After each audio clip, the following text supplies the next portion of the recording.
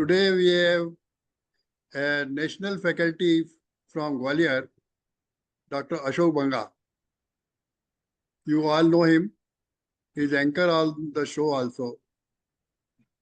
So, lot you know about him. So we will be talking today, is the faculty today, scientific age updating in medical profession. A new topic which we are all concerned about it, okay, what is happening and why it is happening. Dr. Ashok Banga is MD consultant pediatrics in Chirayu and Asta Hospital, Gwalior, author of 6 pediatric books and chapters in the different books. Most viewed written writer on Cura with over 1600 million viewers, a great achievement on YouTube and Doordarshan, podcast and parenting, child health and Hindi stories in newspaper.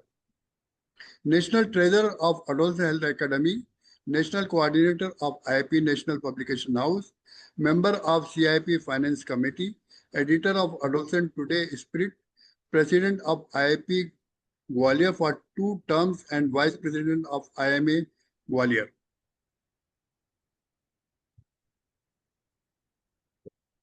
These are the books written by the couple and particularly by the individual also. हम भी बन सकते हैं अच्छे माता पिता. Method in pediatrics, child development, developmental diagnosis. One should die. No one should die of rabies. No. Our aim of life, everybody knows that somebody and everybody have got some or other aim of the life. My aim of life is to update the society. Whatever we have learned from our Indian society, we want to return to the society and update to the society.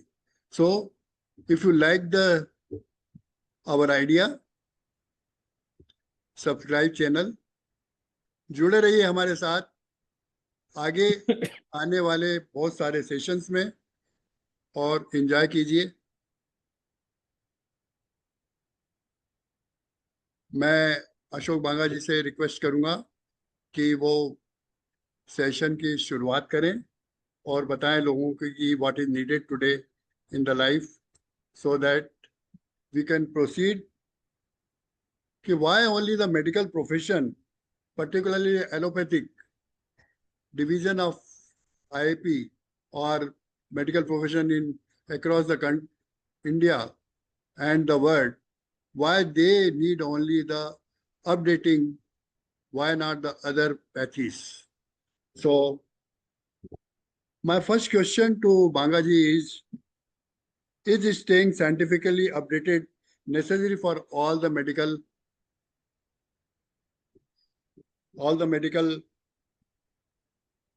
professionals? Thank you very much, sir, for giving me a chance to be on this platform, sitting on the other side of the table. I've been on this program in different roles earlier, but this is the first chance that you have elevated me as a speaker here. So thank you very much, sir, for that. Sir, this is a topic that has original thoughts. Means I did not find any such presentation. Maybe they are there. So some of the thoughts are our own. You may agree with it, or you may agree to disagree. But please listen to it and give a moment to consider these thoughts. As you said, is the conference only way to remain updated? Sir, can I remove this tool? Yes, sir. Can I remove this bar? Okay, let it be there. So, conference is one of the ways to remain scientifically updated. we have three questions basically before us. There is the medical conference. Does it still matter to remain scientifically updated? Are physical conferences the only option? And if there are more than one option, what is the future of conferences? Staying updated in pediatric practice or in medical practice is definitely our need. Every doctor, once is in practice, whether in government service or in private practice, should remain clinically updated always if he wants to benefit the society, wants to do the welfare of patients, and for his own sake, and also for the medical legal reasons. But other than conference, there are many modes to gain knowledge. After all, the objective is to gain knowledge. So we gain knowledge in clinical rounds when we are PGs.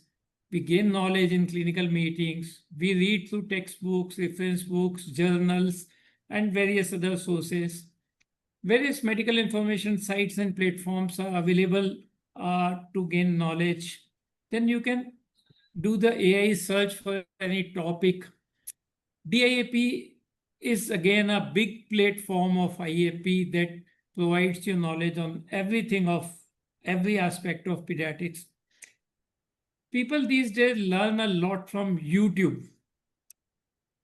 And there are various such platforms with recorded content that benefit us if we want to seek knowledge. So if we really want to seek knowledge, there are so many avenues, just not the conference. And then our seniors, the mentors who teach us so many things. No, but there are certain problems. Means we want to seek knowledge, but then what is the issue? Issue is that medical science is progressing at a very rapid pace. Medicine is a dynamic, ever-evolving field. There's new research every day. There are new technologies coming. There are new protocols being published every day. Everything keeps emerging constantly, and with that speed, we are not able to cope up with all that. Since staying current is not just a professional goal, it's a necessity for patient safety and for the quality of care. So, anyhow, we have to keep updated. Then, what is the way forward? How do a busy practitioner keep up? सब तरफ ज्ञान ही ज्ञान है. हमारे रास्ते सीमित हैं, हमारी क्षमता सीमित है, हमारा समय सीमित है. फिर हम कैसे इस सारी चीज से अपडेटेड रहें? अब सवाल आता है, डू मेडिकल कॉन्फ्रेंसेस मैटर, जैसे आपने कहा. Definitely yes. आज की डेट में हम ये नहीं कह सकते कि conferences do not matter, although there are many avenues to learn. To gain a scientific edge and to stay updated, as learning is a lifelong process, one has to attend the conferences.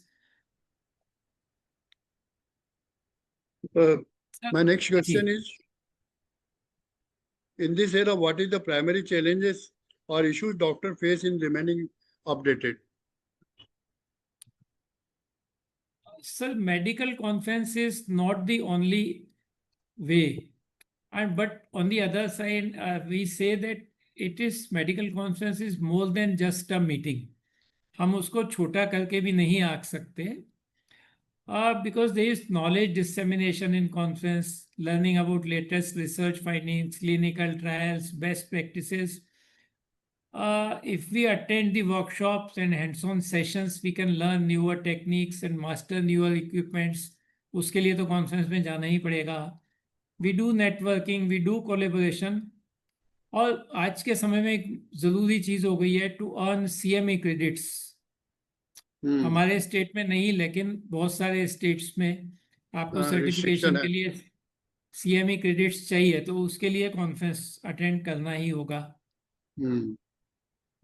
Then to gain scientific edge from theory to practice, it's good to attend the conferences. Theory में हम बहुत कुछ पढ़ सकते हैं, लेकिन उससे आगे देखने के लिए it's good to attend the conferences, whichever way. It's not the physical conference, but the conference, whatever. Conferences help us to translate scientific advancement into clinical practice. चाहे वो evidence based medicine हो, good part in conferences that we hear the things directly from the source. The speaker gets feedback and validation from a wide range of experts. And then in the conference there is interdisciplinary collaboration. वो अकेले बैठ के शायद नहीं होगा.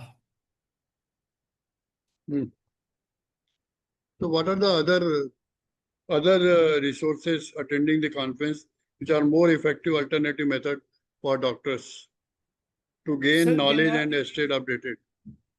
Sir, there is a big alternative, equally good or rather better. That is virtual conference or online conferences. पर उससे आने से पहले एक चीज मैं और हाईलाइट करना चाहूँगा, जो शायद आप भी जानना चाहेंगे, कि what are the problems with these physical conferences. हम क्यों जी दूसरे बिल्कुल. एस्पेक्ट की बात सोच रहे हैं अगर वो ऑनलाइन फिजिकल कॉन्फ्रेंस इतनी अच्छी है तो. Problem, sir, there are various problems. The biggest thing is that a large number of delegates attend these physical conferences. अब IAP के करीब 50,000 मेंबर्स हो गए हैं. अगर 50,000 में से 10,000 भी फिजिकल कॉन्फ्रेंस में जाते हैं तो 10,000 लोगों के अटेंड करने के लिए हमें 10,000 लोगों के उस शहर में रहने के लिए हमें इतने होटल रूम्स चाहिए. फिर हर आदमी को या तो 5 स्टार होटल चाहिए या 4 स्टार होटल चाहिए. तो इतने स्टार होटल रूम्स कितने शहरों में है. और सही बात. इसीलिए आईएपी ने कई साल पहले डिसाइड किया कि अब नेशनल कॉन्फ्रेंस छोटे शहरों में नहीं होगी, सिर्फ मेट्रो में होगी जहां मेट्रो में इतने होगी. होटल रूम्स मिले. फिर to 10,000 people attending a conference at one place, we need a much bigger venue, multiple halls, huge parking जिसमें हजारों व्हीकल्स पार्क हो सके एक बार में. तो ये सारे वेन्यू हर शहर में तो नहीं मिलेंगे. फिर जब 10,000 लोग जाएंगे कॉन्फ्रेंस अटेंड करने, उनमें से कई लोग बीवी बच्चों को भी ले जाते हैं साथ में, तो वो मिला लें तो 20,000 लोग हो गए. इतने लोगों को लोकल ट्रांसपोर्टेशन के लिए भी कुछ चाहिए. जहाँ मेट्रो नहीं है या है भी सही तो वहाँ टैक्सीज चाहिए. अब 20,000 लोगों के लिए कितनी टैक्सीज चाहिए आप सोच सकते हैं. उस शहर में नहीं होती तो कई बार टैक्सी ओनर्स दूसरे शहर से एक फ्लीट बुलवाते हैं टैक्सीज का. And for such big arrangements multiple agencies have to be involved. Event management company तो इवेंट होती ही है मैनेजर जो एंड बहुत बहुत हेफ्टी चार्ज करते हैं, पर बहुत सारी एजेंसीज, कोई डेकोरेशन के लिए, कोई लाइट एंड साउंड के लिए, कोई फूड कैटरिंग के लिए, कोई एंटरटेनमेंट के लिए, बहुत सारी एजेंसीज. इवन इवन जो इतने डेलीगेट्स होते हैं हर रात को उनके एंटरटेनमेंट के लिए इंतजाम करना होता है. एक रात को कोई किसी स्टार को बुलाया जाता है जो करोड़ों रुपए लेता है 2 घंटे के. शायद अभी रेट्स और बढ़ गए होंगे, मैं 2-3 साल पहले का रेट बता रहा हूँ. फिर इतने लोग जो बैंक्वे में आएंगे और डांस करेंगे और गाएंगे तो कुछ पीने पाने के लिए भी चाहिए. तो हाँ. उसकी व्यवस्था भी बहुत बड़ा बजट मांगती है. और फिर इतने सारे लोग 3 दिन रहेंगे तो दिन में 3 बार उनके खाने के लिए एक बहुत बड़ा मेन्यू जिसमें रिपीटिशन ना हो, अच्छा हो, सारे देश के अलग अलग तरह के लोगों को सब वो अच्छा लगे, वो एक बहुत बड़ा काम है. वो सब अरेंज करना, उसके लिए प्लेस ही अरेंज करना इतना बड़ा काम है. फिर हर कॉन्फ्रेंस में कुछ वीआईपीज होते हैं, जैसे हमारे हर फंक्शन में होते हैं. कुछ हमारे ऑर्गेनाइजेशन के वीआईपी होते हैं, कुछ गेस्ट्स होते हैं. उनकी केयर करना, उनकी सेवा करना एक अमला उसके ऊपर लगता है, खर्चा भी होता है अलग से. ये सब करने के लिए रजिस्ट्रेशन फी बहुत रखनी पड़ती है. अब ऑन एन एवरेज 25 से 30 हज़ार रुपये रजिस्ट्रेशन फी तो हो गई है. अगर आदमी स्पाउस को ले जाता है तो उसके भी देने हैं, बच्चे बड़े हैं तो उनके भी देने हैं. तो एक बहुत सबके बड़ा देने अमाउंट पड़ेंगे. है. बहुत बड़ा अमाउंट है. मैं अगले स्लाइड में आपको बताता हूँ एक अप्रोक्सीमेट फिगर्स. फिर इतने बड़े अरेंजमेंट करने के लिए हमें बहुत पैसे चाहिए. पैसे कहाँ से आएंगे. फार्मा से। उसके लिए सबसे बड़ा स्पॉन्सर है फार्मा और मेडिकल डिवाइस कंपनीज। जब उनसे इतने पैसे लेंगे करोड़ों में, तो तो उनकी रिटर्न भी बजानी जाएगा। भी पड़ेगी। उनकी बजानी भी पड़ेगी। उनका रिटर्न भी एजेंडा जाएगा। सर्व करना पड़ेगा। किसी हॉल का नाम उनके नाम से रखना पड़ेगा। कोई टाइमिंग्स उनके नाम से करने पड़ेंगे, स्पीकर्स उनके नाम से करने पड़ेंगे। और बाद में जो कुछ करना पड़ता है वो तो सारा कुछ है ही। और जो इंडिविजुअल्स कंपनीज से फार्मा से स्पॉन्सर करवा के कॉन्फ्रेंस अटेंड करने आते हैं, वो इंडिविजुअली उस ऑब्लिगेशन को रीपे करेंगे। तो वो सारा कुल मिला के वो कई कई कई करोड़ों का ऑब्लिगेशन। ऐसे तो नहीं होता, उन्हें भी बिजनेस चाहिए बदले में। And then arranging money for all this is a big task. मैं बाद में आऊंगा कहाँ कहाँ से होता है। फिर एक चीज और होती है कि जब इतना पैसा, मैं अगली स्लाइड बता के फिर आगे आता हूँ इसके ऊपर। इकोनॉमिक्स देखिए, एक मोटे मोटी कैलकुलेशन बता रहा हूँ, अप्रोक्सीमेट नहीं है, सब कुछ इससे ज्यादा होता है। रजिस्ट्रेशन फी अगर हम मानते हैं 30,000 रुपये है और 10,000 लोग आ रहे हैं इंक्लूडिंग दी फैमिली मेंबर्स, तो ये होता है 30 करोड़ रुपए सिर्फ रजिस्ट्रेशन फीस से। मोटी मोटी कैलकुलेशन देखिए, एक आदमी का एयर फेयर या ट्रेन फेयर, एयर फेयर अगर देखते हैं 8,000 रुपये अप्रोक्सीमेटली पकड़े और 10,000 लोग आ गए, तो 8 करोड़ रुपए तो उनके आने जाने पे खर्च हुए। एकोमोडेशन अगर 5 स्टार या 4 स्टार में रुकती है एक फैमिली 3 दिन या 4 दिन के लिए, 5,000 रुपये का भी रूम हुआ तो 10 करोड़ रुपए होते हैं।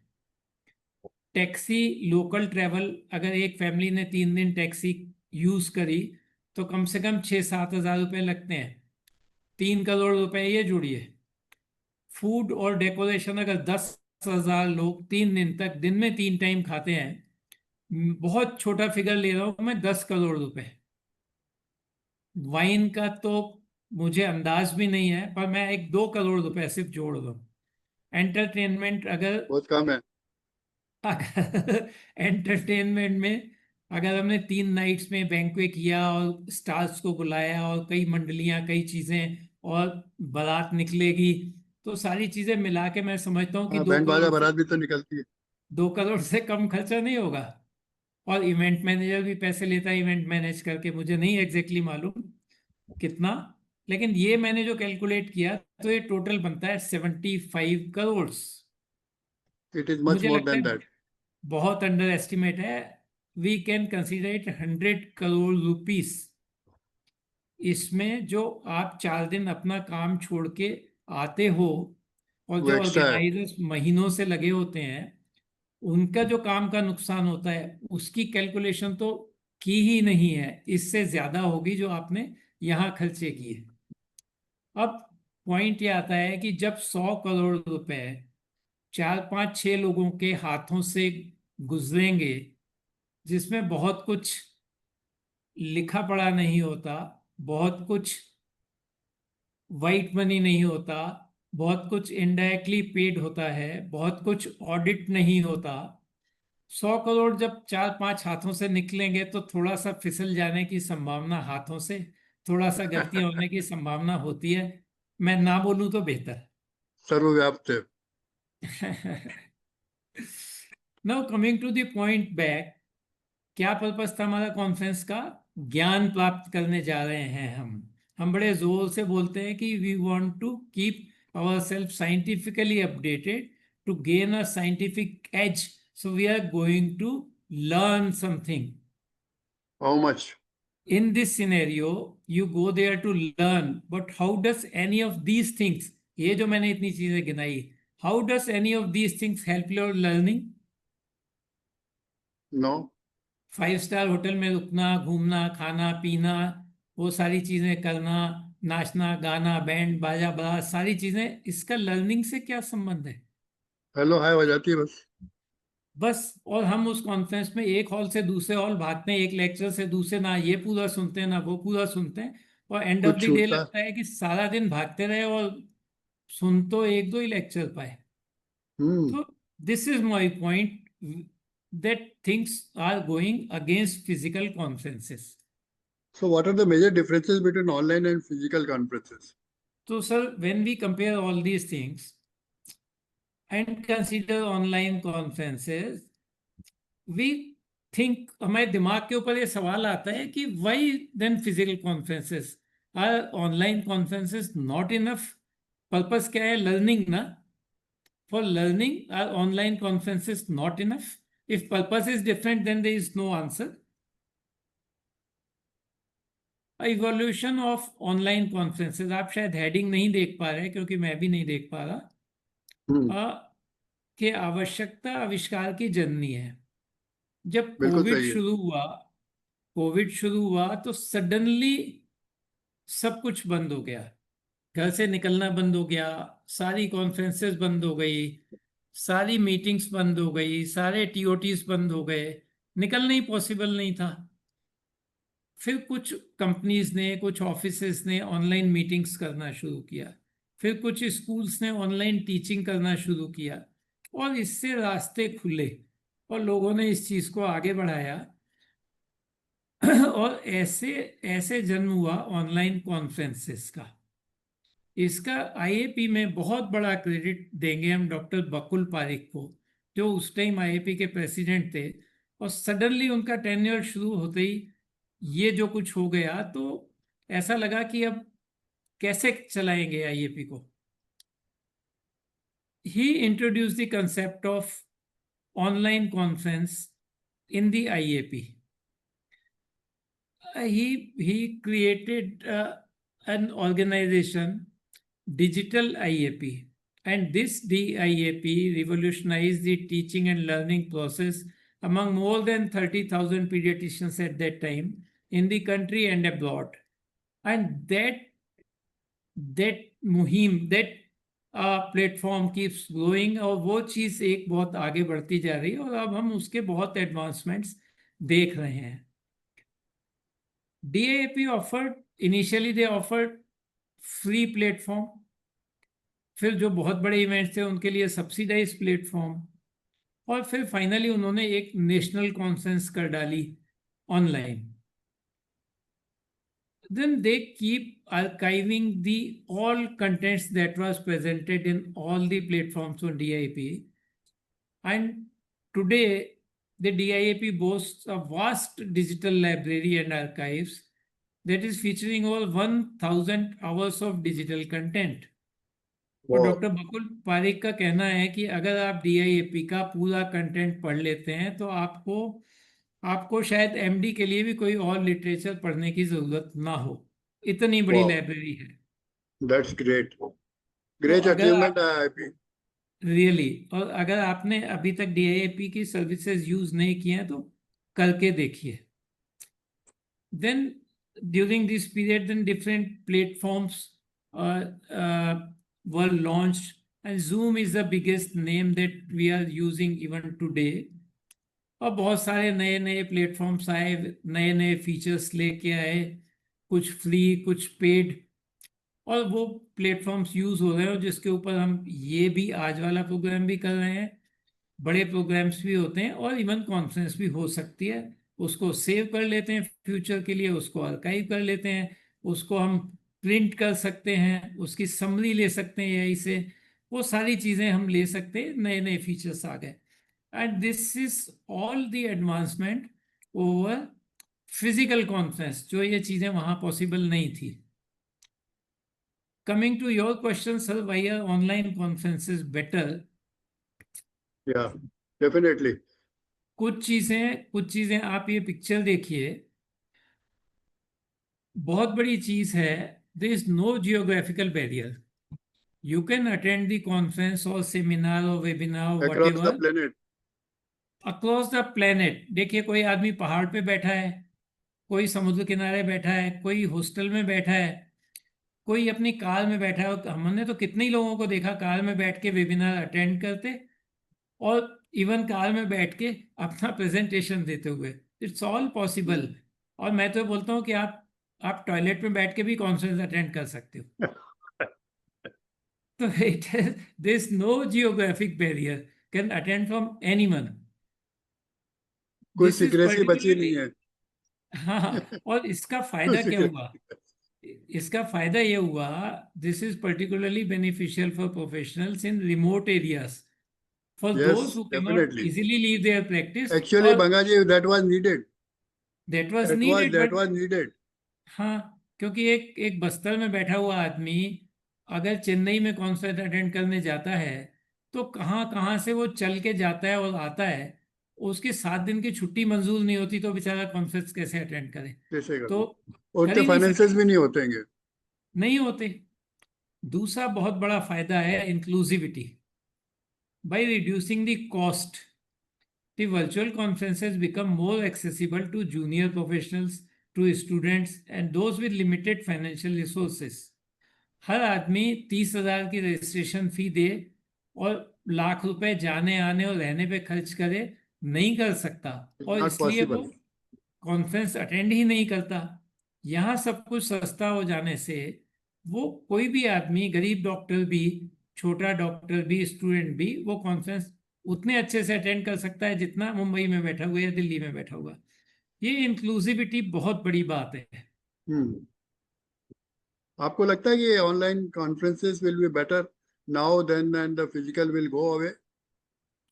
सर, मैं कुछ और इसकी एडवांटेजेस गिनाऊं, उसके बाद फिर मैं उसी पॉइंट पे आता जी हूँ। जी जी जी। देयर कोई प्रॉब्लम। सिग्निफिकेंट कॉस्ट सेविंग, हमने देखा भी कितनी कॉस्ट होती है, और इसमें वो कोई भी कॉस्ट नहीं लगनी, ना आपको कहीं जाना है, ना आना है, ना होटल में रुकना है, ना टैक्सी में घूमना है, ना उनका खाना खाना है, ना सोनू निगम के गाने सुनने हैं, ना वहाँ की ड्रिंक्स लेनी है। तो सारी कॉस्ट बच गई। रजिस्ट्रेशन फी बहुत कम होती है, जहाँ 30,000 होती थी, या 3,000 4,000 से ज़्यादा रजिस्ट्रेशन फीस नहीं होती। कॉस्ट बच गई इंडिविजुअल की, मॉडरेशन बच गई ऑर्गेनाइजेशन की, और ना वेन्यू लेना है, ना कैटरिंग करनी है, ना ना पैम्पलेट छपवाने हैं, ना पोस्टर, ना बैनर, ना कुछ नहीं करना। एक और बड़ा एडवांटेज है कि आप 4 दिन की कॉन्फ्रेंस अटेंड करने के लिए अपना पूरा एक वीक खर्च करते थे।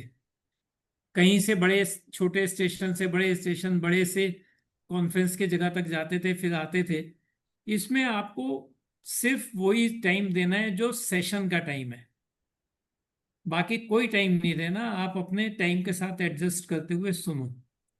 और एक बहुत बड़ा एडवांटेज है कि आप उस कॉन्फ्रेंस में एक दिन में 40 लेक्चर्स होते हैं, जो ना हमारा माइंड एब्जॉर्ब करता है, ना उसको एसिमिलेट करता है, ना एब्जॉर्ब करता है, ना रिटेन करता पॉसिबल है। भी नहीं है। पॉसिबल भी नहीं है, फिर हम सुन भी नहीं पाते, इधर से उधर भागते हैं और आधा अधूरा सुनते हैं।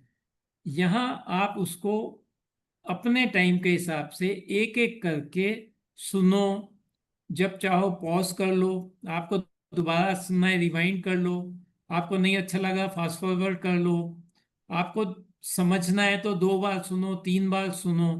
ये सारी चीज कहाँ पॉसिबल है फिजिकल कॉन्फ्रेंस में? डॉक्टर साहब, वो मैं फ्लेक्सिबिलिटी बीच है। में इंटरप्ट कर रहा हूँ। That hmm. Will not be जी, possible in webinar, but that is definitely possible in podcast only. कि आप लेजर आवर बिल्कुल में सर। कभी भी सुनो, जितनी बार सुनना सुनो। That what's we are definitely, doing now. And we are the definitely era sir, is coming to the podcast rather than the webinar. Definitely sir, definitely. फिर फ्लेक्सिबिलिटी है, रिकॉर्डेड सेशंस होते हैं सारे ऑनलाइन, उसमें अब रिकॉर्ड हो जाते हैं, इवन ये भी रिकॉर्ड हो रहा है, रिकॉर्ड हो जाएगा, आप कभी भी सुनिए अपनी कन्वीनियंस से। मिस हो गया तो बाद में सुन लीजिए, टाइम नहीं है तो बाद में सुन लीजिए, नींद आ रही है तो आधा छोड़ दीजिए, दूसरे दिन सुन लीजिए। This is significant advantage over physical events which you can only attend one session at a time, and you cannot save that for future. एक और चीज है एनहांस डेटा एंड एनालिटिक्स। अब तो आपका जूम प्लेटफॉर्म ही बहुत सारा चीजें एनालाइज कर देता है, उसको एआई से समराइज कर देता है, आप चाहो तो प्रिंट आउट दे देगा, आपको रियल टाइम फीडबैक यहाँ भी मिल जाता है, जैसे वहां सामने बैठा हुआ है। आप चैट फंक्शंस हैं, क्वेश्चन आंसर सेशंस हैं, आप वेबिनार में, मीटिंग में उसी समय चैट कर सकते हो, पूछ सकते हो। और एनवायरनमेंट को भी आप सेव कर रहे हो, फालतू की जर्नी ना डेफिनेट। करके, कार्बन फुटप्रिंट नहीं बढ़ा रहे, आप ट्रैश नहीं क्रिएट कर रहे, आप वेस्ट नहीं क्रिएट कर रहे, आप बचा हुआ खाना सैकड़ों लोगों वाला फेंक नहीं रहे, आप बहुत बहुत बहुत एनवायरनमेंट को सेव कर रहे हो। These are all the advantages. और एक चीज जो हमने पहले कही थी कॉस्ट के साथ में, कि जब हम किसी से फंड्स लेते हैं तो उसका ऑब्लिगेशन, और उसको रीपे Definitely. करना ही होता है. There is no free lunch. हम किससे लेते हैं फंड्स कॉन्फ्रेंस के लिए? सबसे ज्यादा फार्मा से, मेडिकल स्पॉन्सर से, मेडिकल सोसाइटी, मान लीजिए आईएपी ने कुछ उसमें कंट्रीब्यूट कर दिया, कोई और सोसाइटीज ने कर दिया, वो क्या करते हैं? रजिस्ट्रेशन से बड़ा एक कॉर्पस आ जाता है. फिर हम गवर्नमेंट की एजेंसी से ग्रांट, हम कितना यूनिसेफ वालों के पीछे घूमते हैं कि हमें कुछ ग्रांट मिल जाए.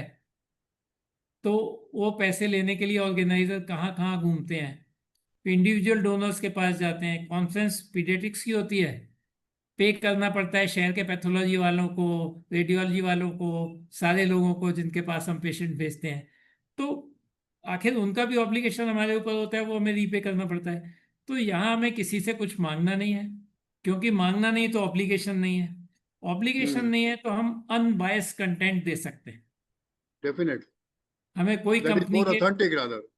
अनबायस कंटेंट दे सकते हैं, बिल्कुल प्योर साइंटिफिक कंटेंट दे सकते हैं. साइंटिफिक मेरिट के बेसिस के ऊपर स्पीकर को बुला सकते हैं. हमारे पास किसी का कोई ऑब्लिगेशन नहीं, किसी का कोई प्रेशर नहीं. हाँ, ये which बहुत बड़ी एडवांटेज ऑनलाइन कॉन्फ्रेंसेस की. वो which way is better that the speaker is not pharma sponsor, so that is not is speaking in favor of pharma company, so that it is more Yes. authentic. Yes, definitely. So why अब then we come to the thing that online conferences are definitely better. yes sir, definitely online conference, I think, means I have given you the reasons why. You can Yeah, decide it. definitely, You can decide definitely. why, what is better and why it is better. You save finances, you save traveling, you हाँ, save family, you save practice, and yes, आने जाने का जो tension है वो भी खत्म हो जाता है. हाँ, और definitely you are at home and you can take care of your practice and your health yes, and your family, and then yes, you are yes, learning also. yes. So So, there is no loss at all. And yes, particularly, what I have found in a webinar, when you are inviting people to join, most of the people are with their photograph, but हाँ, they are not listening. But what I hmm, have found in podcast, people are listening at their leisure hours yes, without disturbing their family or practice, and they are learning now. yeah, So that is much better than the yes, world is moving towards the podcast rather than the live webinars. That's what yes, yes, my observation yes, is. yes. और sir, ये जो online platform है हमारा, फिर उसी point पे है कि हमारा उद्देश्य क्या था कॉन्फ्रेंस अटेंड करने का? लर्निंग. Learning. तो this mode has everything to favour the learning and no obstacle to your learning. तो I Hmm. Think there is definite advantage in favour of online conferences. Hmm. So that you think that era of physical conferences is over and we will not be meeting in conference, rather than we will meeting at home of each other. Sir, not yet. Because still most of the people are thinking of, वो जो मजा आता था ना physical conference में, वो वो मजा अभी भी याद करते हैं. और उनको लगता है कि मुश्किलें जितने भी हों, वो जो मजा आता था ना, वो हाँ, ओल्ड हैबिट्स डाई हार्ड. हम वो चीज़ जो करते आ रहे हैं इतने सालों से, तो वो वाली बात है. जैसे एक हम फिजिकल टच जो है वो जा रहा है. वो जा रहा है, लेकिन जैसे वो हम करेंसी को हाथ में नोटों को लेके देने में मजा लेते थे, अब डिजिटल में वो मजा नहीं आ रहा ना. नहीं, वो तो तकलीफ भी होती थी देने में. वो मजा तकलीफ भी धीरे होती धीरे थी. आने लगेगा. हमें एडवांटेज समझ में आ रही है, पर कभी कभी जान के, कभी मजबूरी में धीरे धीरे हम शिफ्ट होंगे. आज नहीं तो कल होंगे ही. और मेरा सोचना है कि ये टर्निंग पॉइंट आएगा अगर फार्मा और इंडस्ट्री कॉन्फ्रेंस को और इंडिविजुअल को स्पॉन्सर करना किसी दिन बंद कर दें, आगे पीछे तो गवर्नमेंट ही बंद करवा देगी आपको. या गवर्नमेंट बंद करवा दे, या करवा उसके ही रही ऊपर है, करवा ही रही है. गवर्नमेंट बंद करवा दे. किसी भी कारण से अगर ये स्पॉन्सरशिप्स बंद हो गई, तो फिजिकल कॉन्फ्रेंस करना पॉसिबल नहीं रह जाएगा. हमें ऑनलाइन पे आना ही पड़ेगा. So we are on the right track to have a हाँ, podcast we are on the right track, yes sir. Right but track. फिर भी हम बहुत खुश ना हो कि फिजिकल कॉन्फ्रेंस एकदम खत्म हो जाएंगे कल से ये नहीं सुन नहीं के। नहीं, एकदम तो कुछ भी नहीं होता है। Not yet. क्योंकि लोग अभी भी याद करते हैं फिजिकल कॉन्फ्रेंस को, because the online conference can not fully replace the value of in person events.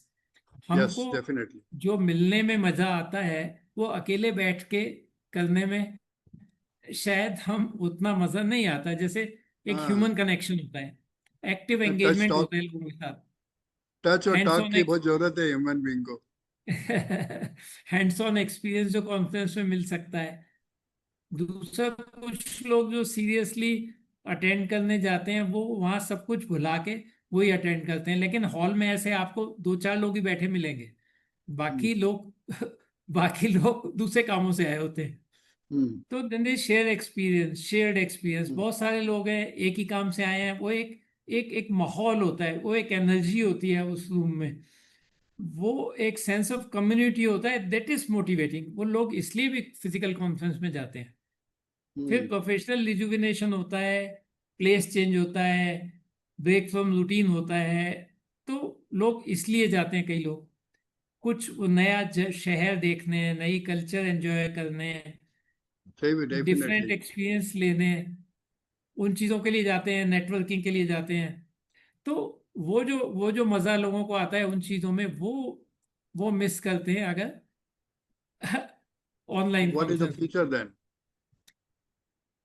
Sir, no coming to the future, आज नहीं तो कल, फ्यूचर तो आज के बाद शुरू हो जाता है। थोड़ा थोड़ा करके वो कहाँ कहाँ जाके कहाँ पहुंचेगा हम देखेंगे।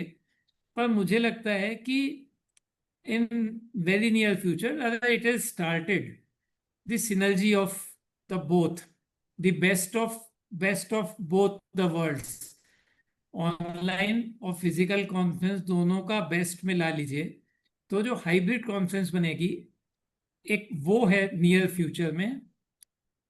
हम दूसरे दूसरे नाम दे सकते हैं, पर आई से इट हाइब्रिड कॉन्फ्रेंस। अब इसमें क्या होगा, the key content will be made available online, hmm, but the primary networking and hands on experience remain in person.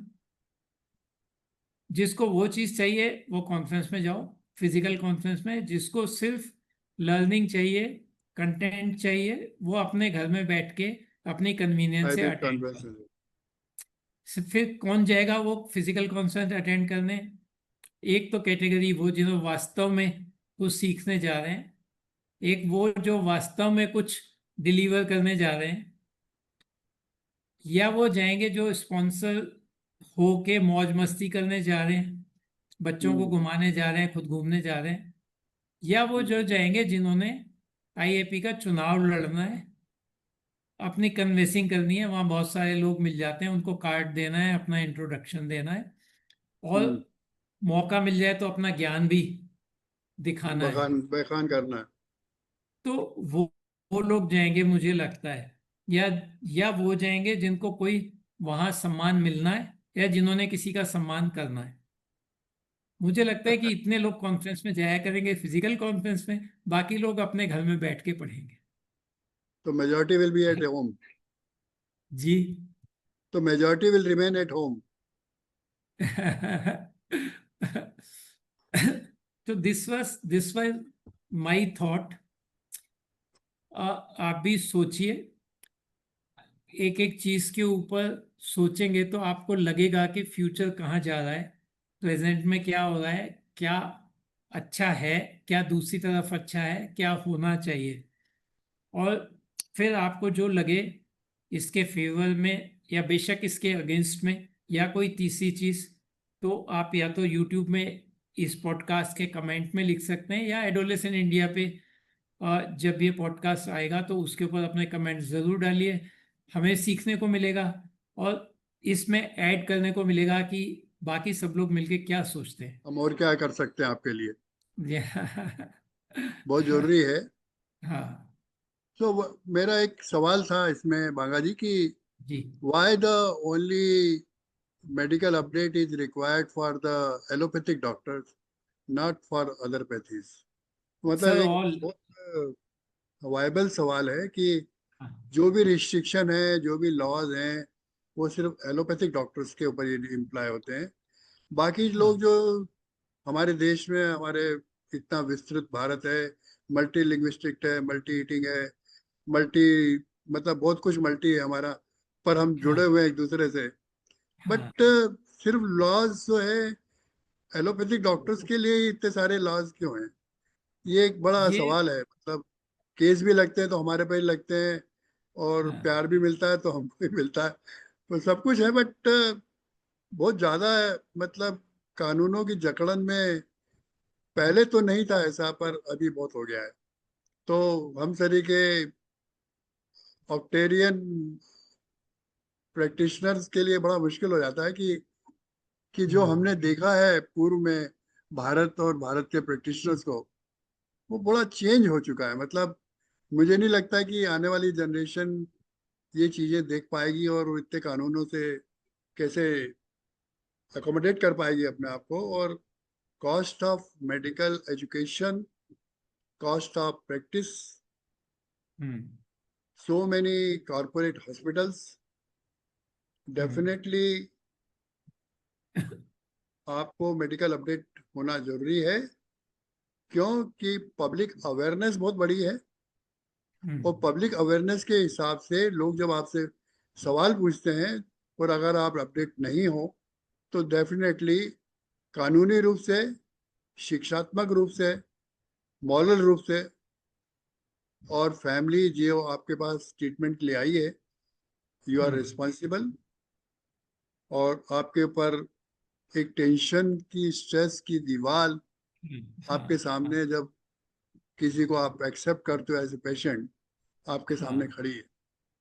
हम्म, तो काफी लोग इस बात पे सहमत होंगे मेरी, कि ये जो हो रहा है, एक ट्रस्ट जो था एक पहले प्रैक्टिशनर के ऊपर।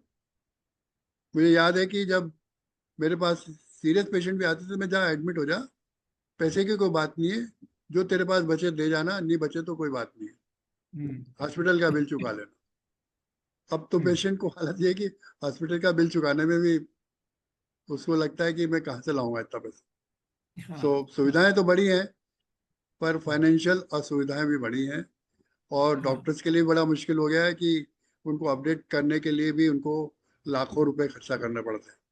तो हाँ, उस हिसाब से मैं सोचता हूँ कि online teaching and online learning will be much better, and particularly not in webinar, जिसमें कि आपको अपनी प्रैक्टिस छोड़ के बैठना पड़े, but it will be the postcard which we have started, and we are giving chance to all the newcomers so that they can update our senior practitioners also who are not updated, hmm, and that will be definitely give a boost in the health sector of our loving country India.